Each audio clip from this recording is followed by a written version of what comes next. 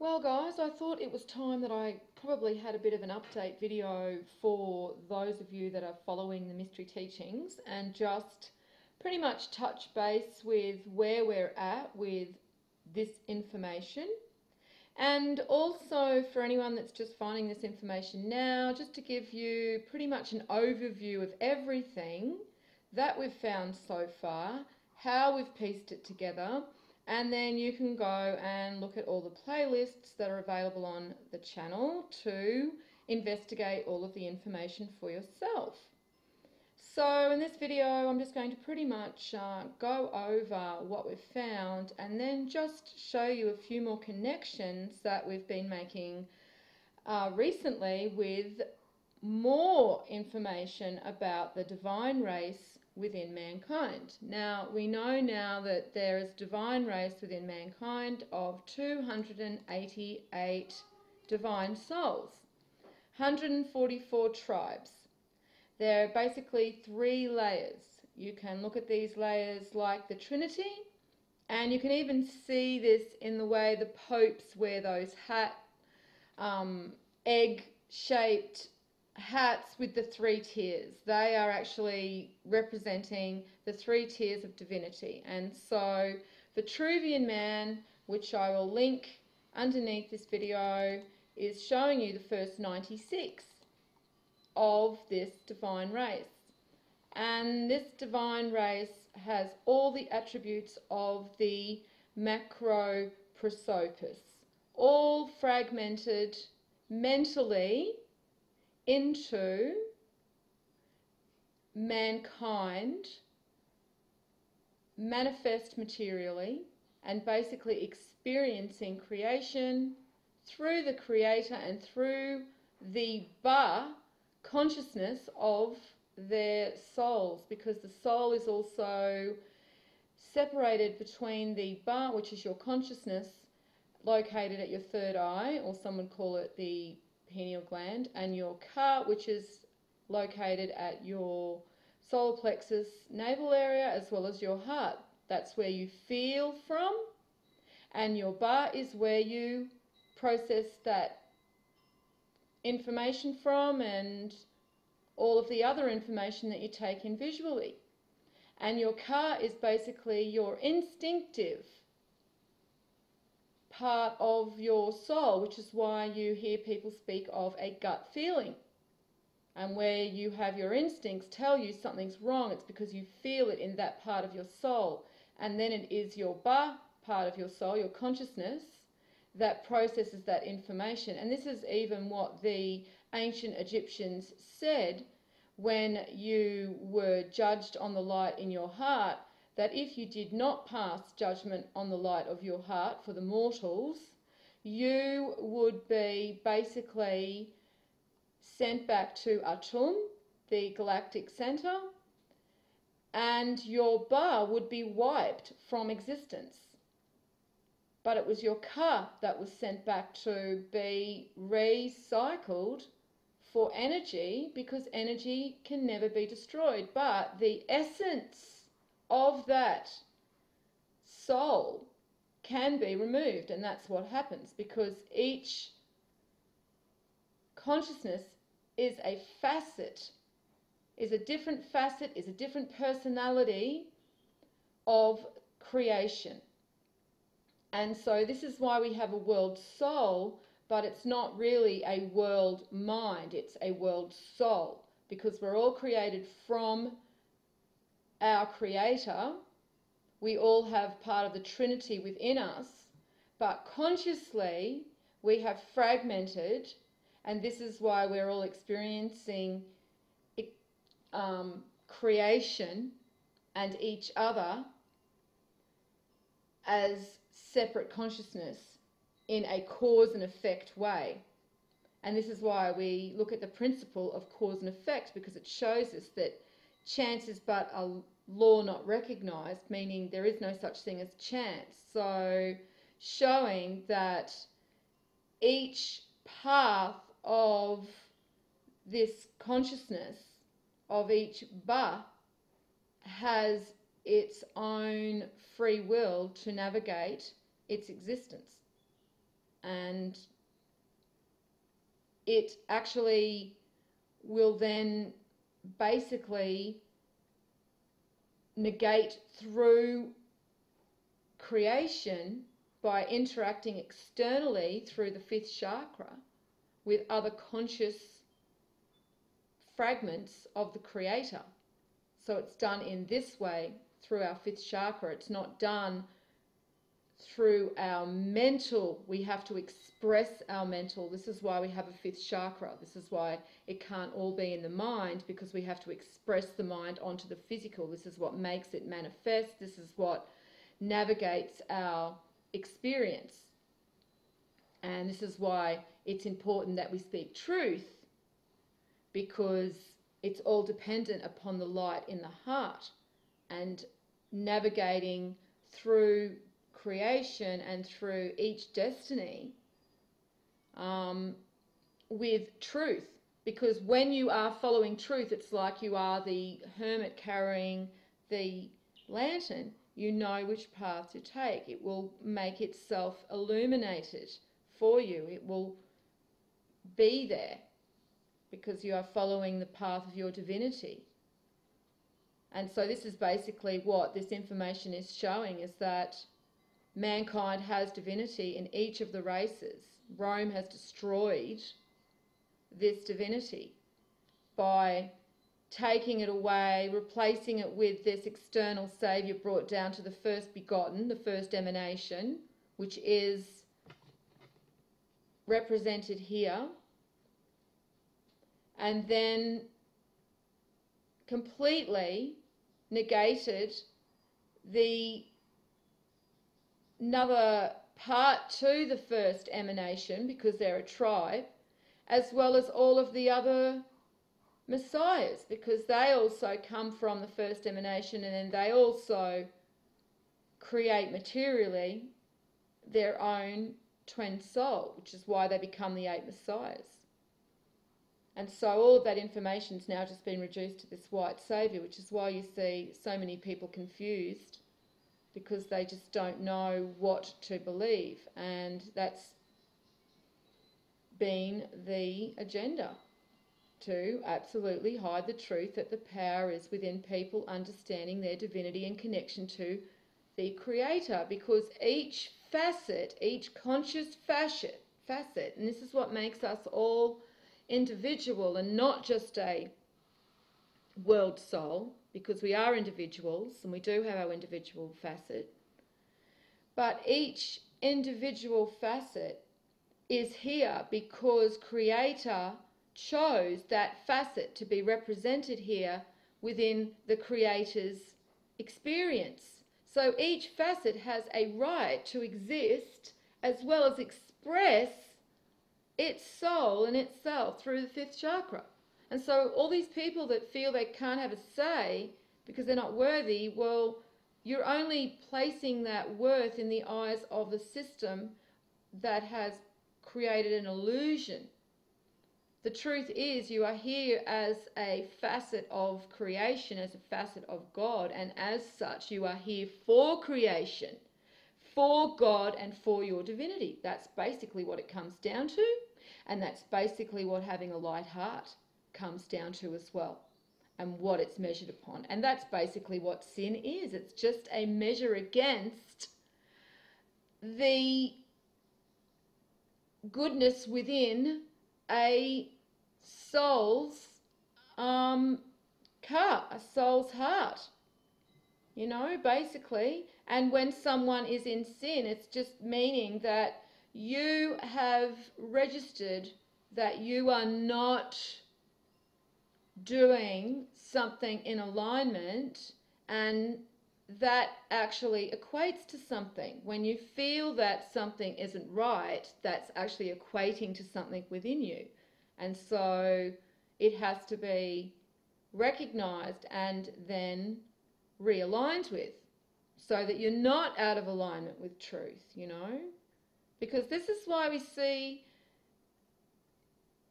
the parables in the Gospel of Thomas say that Jesus did not come to bring peace. It was going to be 2 against 1. This is testing us because it's the ones that stand in truth against all else, no matter what anybody else is saying. They just stick to the information and they just keep just reporting what the information is showing and revealing. They are the ones that have the hardest journey because the popular message is not the truth. This is why we see that the, path is straight and narrow. Few find the path. Few are standing at the end, where the beginning begins. So the ones that hold on to the truth of what the information and the science is showing, they're the ones that understand who they are and also don't have this understanding that they are here as part of the government's experience or someone else's experience. They're here for their own experience. Government doesn't even rate a mention. That's why I won't even pay attention to it anymore. Because it's false. Because what's happened is when you look at this symbol here and it shows you that this is God's will on foundation. This is law. This is unchanging. And now when you look at what this symbol means to a modern interpretation of this card, they've brought it down to it's the coins card, it's the money card, when essentially it was actually God's will and law. So you can see how we have gone and descended into lower consciousness. We do not now remember our connection to creation or creator. It's been also an agenda. You can see the population explosion that we've had on purpose. And this is because all of these other souls that have been birthed through are carbon copies of the divine race because they are the sons of God. But the mortals are the sons of man. So the further away from divinity that the mortal man is created materially, because it's only materially that we're speaking of, so we're really looking at this in a more of an instinctive way. When they lose that connection, they really are easy to control. And because they are birthed so far from divinity, some of these souls, these Walmart types, they just do not remember who they are. They've got no memory and they're so easy to program. That's the problem. They're so easy to program. And so if you're finding this information and you're understanding it, well, congratulations, because you've actually got an understanding for this for a reason, because there is only certain intellects that will understand this information and will be able to put this information together. So I found it interesting that we have been looking at the male and female intellect and how that works through Chokmah and Binah, and that is through the two separate genders, each with a different intellect, one Chokmah, the other Binah. And when they work together, they can access this divine knowledge. This is what all of the alchemy shows. This is what everything shows. And so this information comes through the voice of the daughter of God. And this is why we see God here represented with the daughter coming out of God's head. We also see this with the creation of Adam, where God has his arm around the female. We see it here with Mary Magdalene and the book, and it is Jesus with the lamb. And so it is the lamb that gives access to divine information and brings it down onto foundation to be manifest through the voice of the female intellect. This is how Chokmah and Binah work together. This is the mystery of the male and female intellect that they have tried to hide, that this is how it all works. And this is why we see the macro prosopis say that it is two brains. It's not a half of one brain or two halves of one. It's two separate brains in the one soul. And this is because a lot of the times when you see 12, they're counting it as a tribe, as a soul. And a lot of the symbolism does count this divine race as a tribe, as together, because this is when they're in perfect harmony back with the creator, back with perfection, basically. You know, this is the 9, this is the return to wholeness, and this is what happens at the end of the cycle as well, which is what we're coming towards, and why we're also finding all this information. It's even saying that this is the information that actually we will start to understand again. And so, of course, people like Manly P. Hall were leaving us big clues, because he was wanting to keep this information pure. You know, there were many among these people that had access to this information that wanted to keep this information pure, because they knew what it really meant about the divine race, and that they were soon to illuminate. And it was important that this information was made available and could be found, because there is a certain intellect as well that goes looking for this type of information. And this is not just the divine race, but even people that are created close to the divine race will also have that instinct, materially, physically, just within them, in the root of who they are, to be drawn to this. So either way, this information is here so that people that do have a remembrance for it, or an understanding for it, or a will to understand it, can find it and understand who they are. Because that's what it's about, remembering that we're divine again, all of us. Because even though the sons of man are materially manifest through the sons of God, they are still part of God, because their soul is of God. They're of their creator. So we've all got divinity. We've all got a path back to God, back to source, but it's through the heart. It's not through meditation. Yes, intellect is very important, and yes, the mind is very important, but you must go back there through the heart. It's got to be, you are a good person, and you can't fake that to creator and the universe. It's like karma is real. It's really measured against the soul. It really is measured against the heart. And so this is where the journey lies for each soul. And this is really what the New Age movement and all of the programming has been away from, is to be up into the head and to be meditating and thinking everything, when it's really to be making sure we're following through with what we're saying and being decent people, and really not, you know, fucking anyone over. And, you know, if you do, you know, taking responsibility for your, you know, fuck ups, you know, I mean, whatever it takes to be at peace with your own heart and in alignment with your heart, because each of us know how to do that anyway, okay?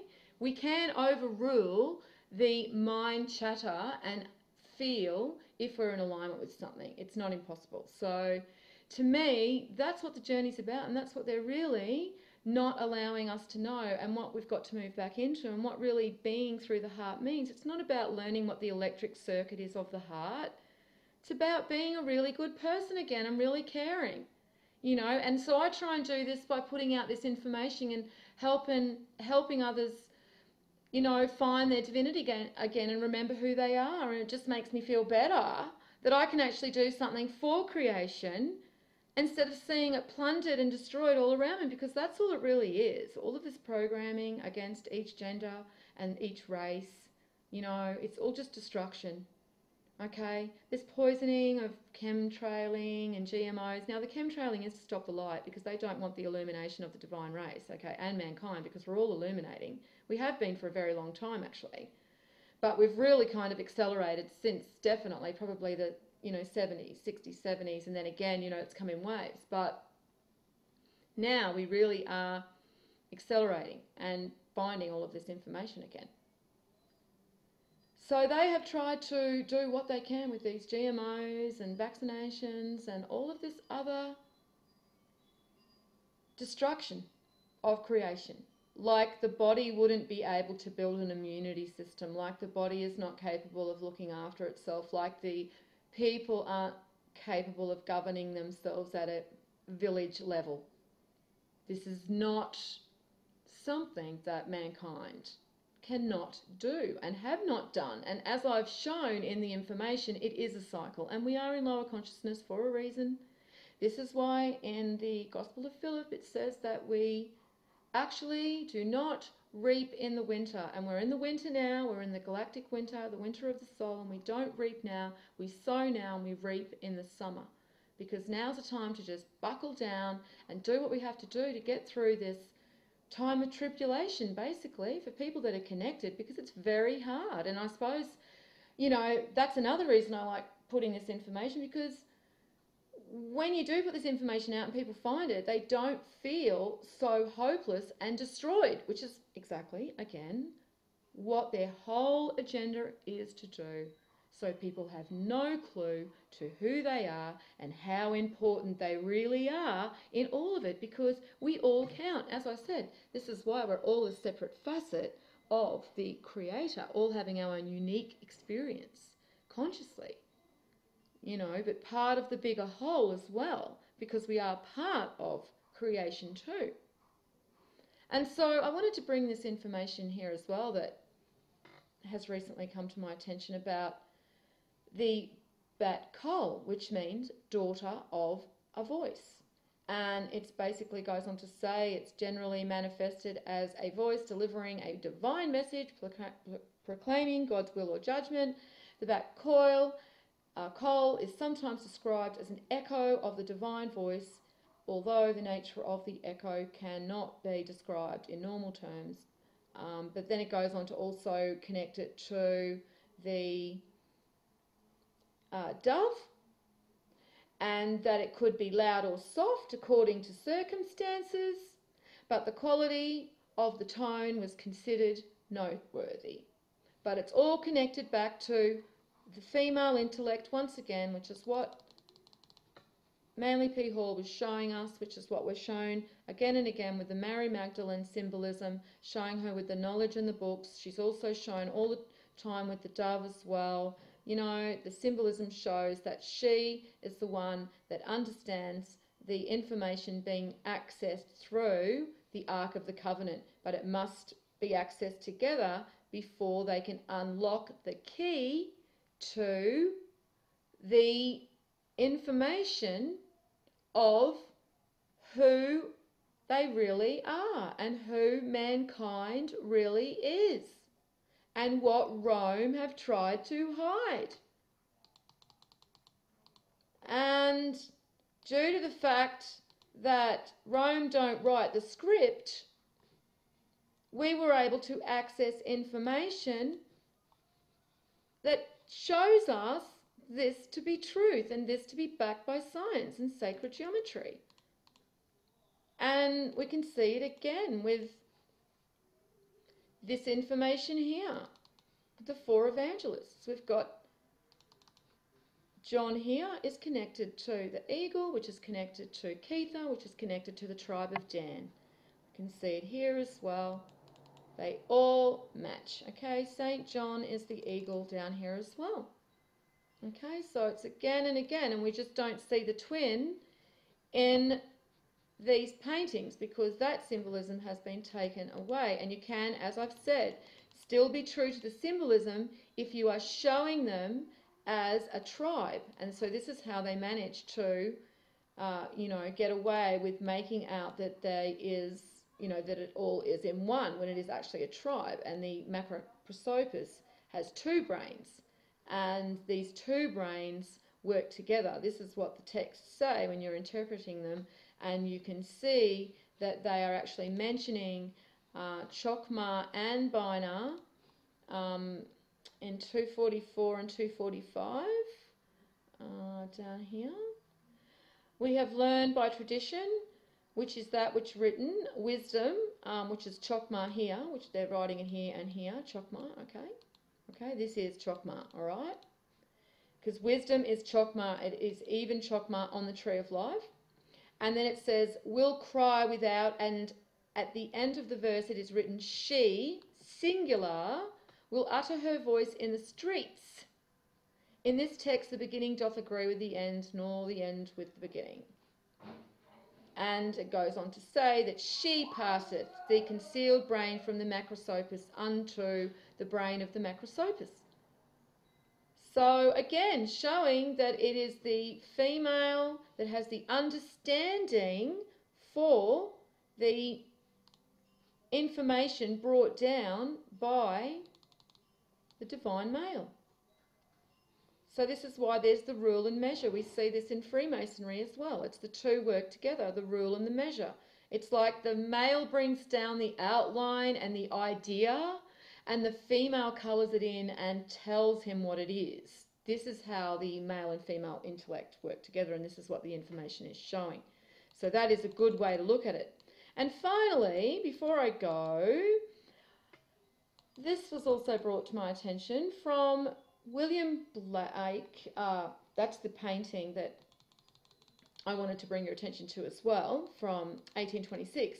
But this here, this poem from Johann Wolfgang von Goethe is all symbolic about the twin souls and their returning to source. They're re-emerging with source and then being renewed again for the new cycle, the new eon, the new galactic year or great year, because it is a cycle on an ethereal level. We only are accounting for a physical level at present because Rome has taken away all of the other information, and so now we only understand ourselves as physical. We don't understand that there's a birth and death and a resurrection on a bigger level, on an ethereal level, and it's the one that counts. It's the second death that they call. Go and look up the second death. As I said, all of this information can be verified on my Facebook group with all of the things that I post there. I post a lot of information there that I find, and also in my playlists. And basically, this is what they've hidden, is all the ethereal side to the information, which is the important side of who we are, because it's who we're created first and foremost as. We're actually ethereal. That's how we're created first. And this is how all of the information shows us. But it does always make this mention that there is mortal man, because the divine extension of Creator onto foundation is immortal. And so they are basically always going to come through every time because they're immortal. They're part of Creator. But it's the mortals that have to have the light heart, and there's a set amount. There would be some type of weight, organic light within the heart that the ethereal universal mind or process has a way of basically measuring, and that is what comes through into the new cycle with the 144 tribes to be rebirthed at the world card. And this is why we use the tarot to unlock all of the information in the Tree of Life. We can't just stop at Kether and mind, or we won't find the rest of the information, which is what is also locked in the Tree of Life about the journey of the twin souls, the full form of the soul in the physical and the ethereal is also shown in the Tree of Life, not just the mind and the brain. It's fractalized as everything is. You've got to go out and bring it down and go past Kether and understand that it's all coming to be manifest on the material, and it's all an experience that we have in the physical. It's how consciousness and the mental part of Shin experiences creation, but also there's two other parts of Shin too. There's Kesa, will, and there's also emotion. So there's these three parts to Shin. And this is because the Creator, even though he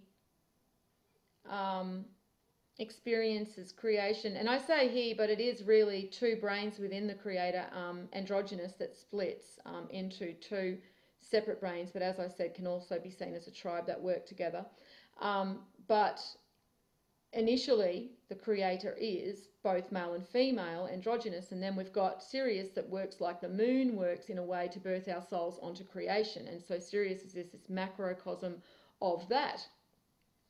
But yes, basically that's what happens. You know, the creator manifests intellectually, splitting to wisdom and understanding and Chokmah and Binah, but then also brings down within each soul, within the Ka of each soul, the Kesa, the will, and also emotion, so that we can feel our experience and have the very complete experience. Otherwise, if we only experience intellectually, then we're not bringing it down into really an experience of emotion and feeling and making the most of our material experience, because when we're actually manifest on the material, we forget who we are, and this is the Achilles heel basically of being manifest on the material. But when we're in ethereal, we're in the ethereal,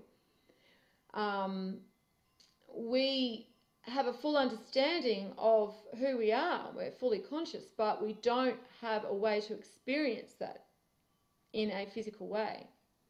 And so this is where we see always this polarity to everything. There's always this plus and minus to every decision that we make. There's always this shadow side and this other side that you have to take into consideration, which is this cause and effect, principle of cause and effect as well. So anyway, this is this poem that I wanted to show you, because it basically shows us so much symbolism. And have a look at this guy, because, you know, he has a lot of information, and it's all around that same time where this information started becoming available. And it goes on to say, tell a wise person or keep silent. Now, this is, you know, basically every mystical teaching will tell you that this information is not popular. Again, you know, this is why if you're speaking truth and you're popular, then you're really not speaking truth, because really truth should be clearing the room. If you're looking at what Jesus said with wielding the sword, then it's really about clearing the room and just keeping those that are willing to fight with you in the room. And so that's why it basically says tell a wise person or keep silent, because people will just not understand this information if you're not on this wavelength.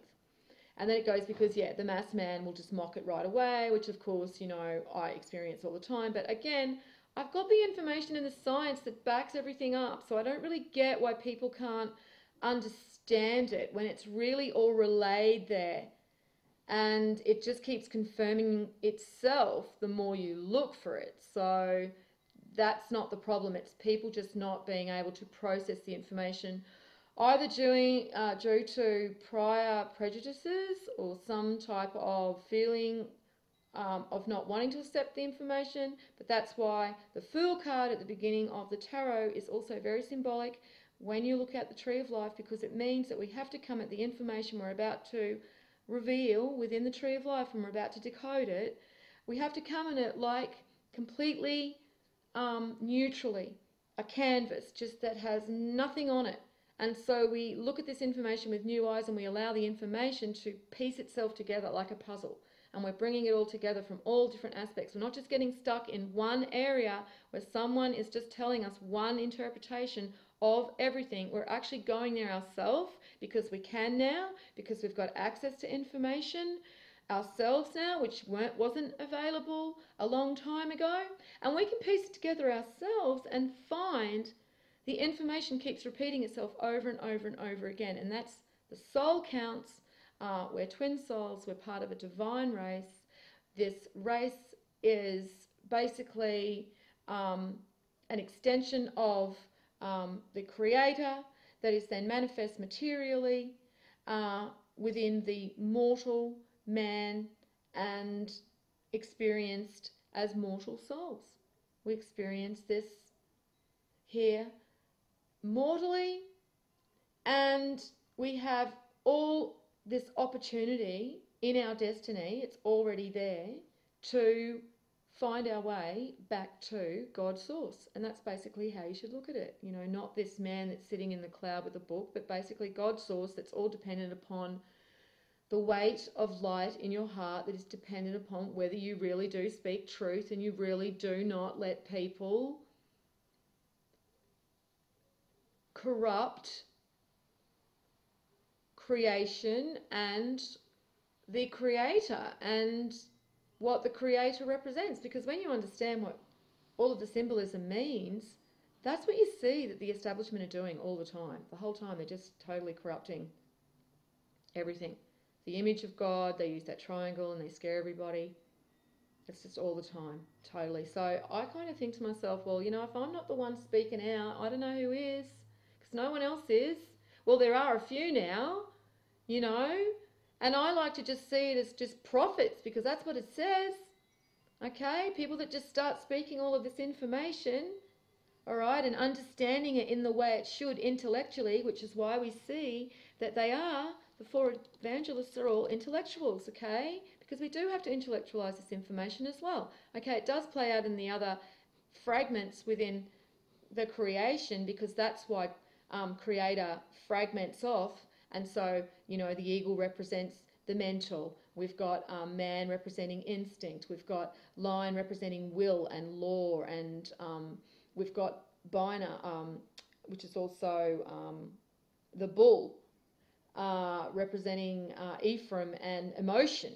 You know, and all of these aspects are the way that divine knowledge is released from the soul. Okay? Not just intellectually, but also through music, okay? Through people just, you know, expressing it in the way that they express it. And this is why we see a lot of these songs have very important meanings, okay? Listen to a lot of songs, especially around the 70s. Very important meanings behind them, and a lot of them come down to the divine race. So it goes on. I praise what is truly alive, what longs to be burned to death. Okay, that's Phoenix.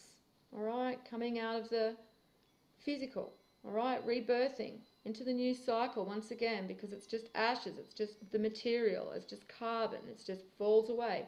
This is also why we see coal. If you look at a lot of the old mythology around Christmas, okay? Go back to the old mythology around Christmas before they corrupted it with Coca-Cola and shit. And it shows you that children used to be given a lump of coal. Now, coal represents matter without spirit. So this is what the warning was. And Christmas was actually talking about the great year, not the annual year of the physical, but the great year of the soul. And this is why they burned it in our brains, because it was so important to remember to be a good soul. And this is why each parent would want their child to be a good soul. They wouldn't hide this from them. They would tell them this truth, that it was important that you really were a good soul. So again, we can see they've turned this around and made it all about materialism and corrupted it, and it really isn't about that at all. And it's really nothing to be feared when you see this burned to death, which most people would take it and just absolutely be fearful about this. And it's not, because death is really just a gateway to life. I mean, this is how it used to be viewed back in ancient times. It's really only relatively a new idea that death is the end. I mean, this was brought to you by Rome, thank you very much, okay? So we've got to get away from Rome's interpretation of everything, which unfortunately a lot of people can't. Which is why you have to come at this information with completely new eyes, because they have corrupted everything.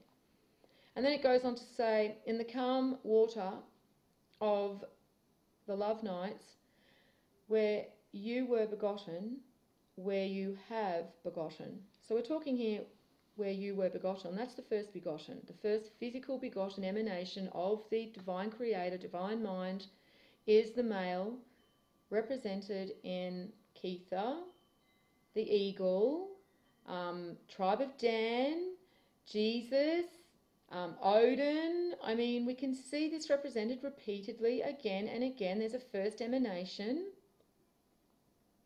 And then from that emanation is the female, where you have begotten. And we can see that also in Vitruvian Man, where behind him we've got the female. And as I've shown you in the decode video of Vitruvian Man, there is clearly a female behind the man, behind the male. And they didn't just put this symbolism in there because it didn't have a meaning. Everything had a meaning, and they were leaving us big clues because, as I said, they knew what Rome was doing, hiding the truth about the divine souls and also the divine man.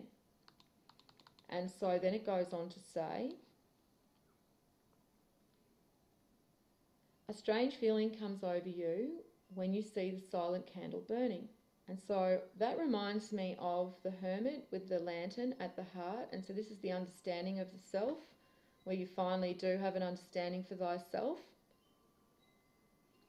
And then it goes on to say, now you are no longer caught in the obsession with darkness, and a desire for higher love-making sweeps you upward. And so the obsession with darkness is really just keeping us down in the material. Again, why we see the devil card, the 15, equates to 6, and it's got male and female twin souls, and they're chained at the neck, chained mentally into physical, because they don't understand their ethereal side is actually more important than their physical side. And so when that actually is something that is moved beyond, and there is an understanding of the soul for who they really are, that's what this means here. They can leave the darkness behind, and basically the desire for higher love-making sweeps you upward. Distance does not make you falter.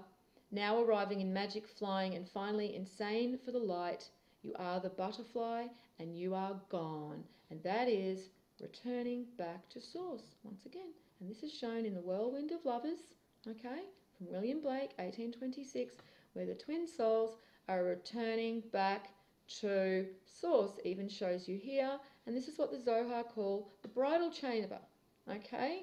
This is all about the divine tribes reuniting with source, basically. This is where everything returns to, once again, to be rebirthed into a new cycle. And this happens on the ethereal level, which translates into the physical, because everything happens on an ethereal level and then translates into the physical. This is why we're seeing all of these changes coming now too, because we've got the ether returning, the age of Aquarius, the age of ether. We're seeing all of these earthquakes, you know, and even though that is a reflection of the conscious element within mankind in a way of cause and effect, it's also a cause and effect because of the part of the cycle we're in this eon, now moving into a new time where we're more within the ether. The Holy Land is returning. The garden is returning. Shangri-La, the land of milk and honey, the golden age. I mean, there's account after account after account. Ragnarok after Ragnarok, with the Norse mythology. Again, this rebirth into a time where we are once again in balance and existing how we should. And really, we're only really existing in lower consciousness for a short amount of time. When you're looking at the cycle, it's really only a short amount of time that we're at the bottom end of the cycle. And as I said, this is the testing of the souls, because it's the light within the heart that actually brings you through into the next cycle. And this is what the universe does to test the soul, whether you're worthy of being brought through with creation. Are you worthy of being part of creation? It's just the way the universe works. It's not a personal thing. It's just, as I said, it's just going to rely on the light that is somehow organically, felt and measured within the universal mind on that ethereal soul level. That's what it's got to do with, and that's what we can't escape, and that's what all of the scripture and the mythology says too, that it can't be escaped, you know. You can't run from the light. You can't run from what's written in the heart. You know, eventually all that is hidden will be revealed. So people need to really understand that, and I suppose that's why I just keep putting this information out. But I haven't done it for a long time because really there's not a lot I can keep repeating over and over, and I'm not really here to prove anything because I've pretty much shown what's there. So I just, and I'm observing really now, and as I said, posting lots of the information in my Facebook group. And so you can just find what we're piecing together over there. And then if I find something noteworthy, I will actually, do a video. Now, there's probably some stuff happening over in Israel actually at the moment that I should do a video And I probably will do one soon. So I'll just keep observing what they're doing over there. But the three of them are all together over there, the big three. Judaism, Christianity, and Islam are all together in Israel at the moment, all coming together, hugging and kissy kissy, and they are fully embracing each other symbolically over in Israel, and even to the point where I've seen a Islamic scarf wrapped in, baby Jesus wrapped in an Islamic scarf as well. So maybe I should do a video on that. Anyway, I'll leave that here for now. I'll leave the links below that's needed, but that's pretty much where I'm at. So just to give you an update since it's been a while, and yeah, I'll leave it there. And as always, peace out.